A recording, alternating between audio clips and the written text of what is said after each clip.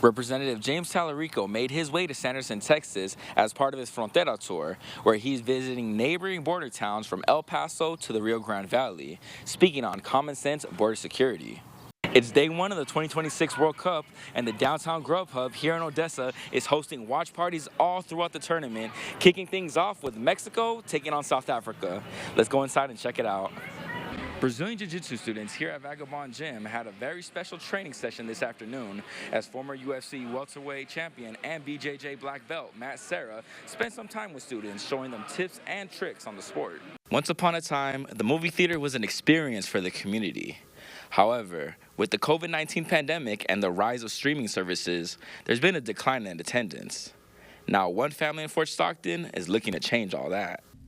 Public transportation has always been there for locals when they need to get around. And for Easy Rider, the number of passengers that they've seen on their bus has gone up a lot compared to last year. One local man is keeping a long-standing tradition alive by handcrafting his own bows. Not to mention that he's also teaching community members how to craft their own. Hey, how's it going, Chris? And that's right, former President Trump's plane did touch down earlier this morning, and let me tell you, there were a good amount of people outside of MAF hoping to get a picture of the former president. Now, yes, that's right, Madeline. It's been confirmed that one-year-old twins died this afternoon after their caretaker, 34-year-old Joan Reyes de Jesus, left them alone in a bathtub. Odessa. That's right, Chris. At today's Commissioner's Court meeting, there were mixed emotions in the room on the construction of a new courthouse in Ector County that had people wanting it, on the fence of having it, and those thinking that right now it's just not a good time. But for Ector County Court Judge Dustin Fawcett, he says that there is a need to get this done. All believe in three things. We need strong border security. We love Big Bend, and we're opposed to this Big Bend border wall.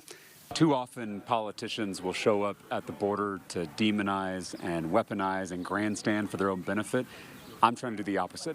It's day 3 of Representative Talarico's Frontera tour, as he's met with local business owners, elected officials, and law enforcement all across Texas, saying that he intends on showing the true value that border communities have to offer. I'm showing up in our border communities to show off the beauty, the rich culture, and the economic opportunities that are here in this region. Representative Talarico sees the construction of a border wall along the Big Bend region as straight corruption to taxpayers, stating there are contracts worth billions in place.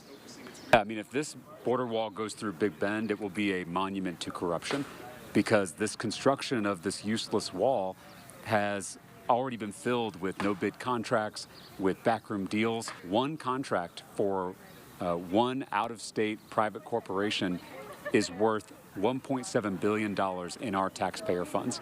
Local business owners in the area have voiced their support for Representative Talarico. He's just been fantastic with coming out, meeting the local people, listening to everybody. We don't see that in politics anymore. We've been living this year without any representation in the Congress, and then our senators are just silent. They seem to just be following this plan aimlessly. We very much believe government should be there to support and serve the citizens of the United States. Terrell County Sheriff Thaddeus Cleveland has had his experiences along the border since joining law enforcement. Everything he said are things that we've said. They make sense. Talking about, of course, adding more Border Patrol agents. You know, no matter how much technology you have or how much infrastructure, if you don't have a man or a woman with a badge on, you know, you're not going to be able to make those arrests. Sheriff Cleveland says that he agrees with what Representative Talarico is saying and that a border wall is not needed, but instead adding more Border Patrol agents and investing in technology. And I can take you anywhere along the border here in Terrell County, as well as over in Valverde and Brewster, and show you that there's not a piece of border you can drive a vehicle across. So it certainly is wasteful. As Representative Talarico concluded his stop in Sanderson, he has this message for locals.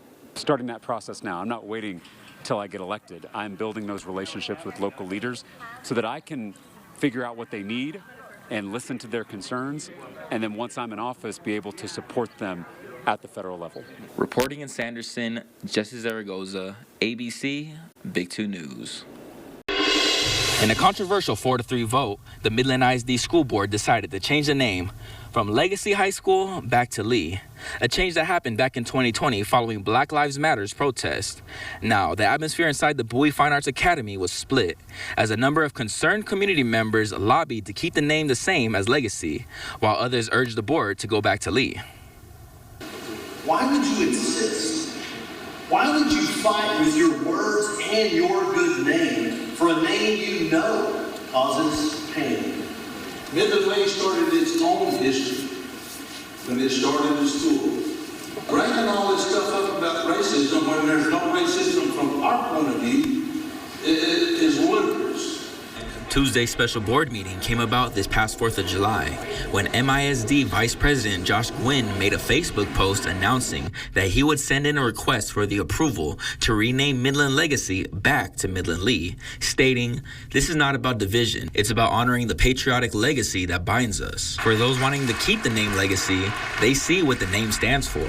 There's no point in pretending like it wasn't originally named after Robert E. Lee, and if that was the genesis of the name, then that is still the reason for the name today. I just think it's silly that we're even doing this still, and I feel like that there are much bigger things the board needs to do with the budget deficit.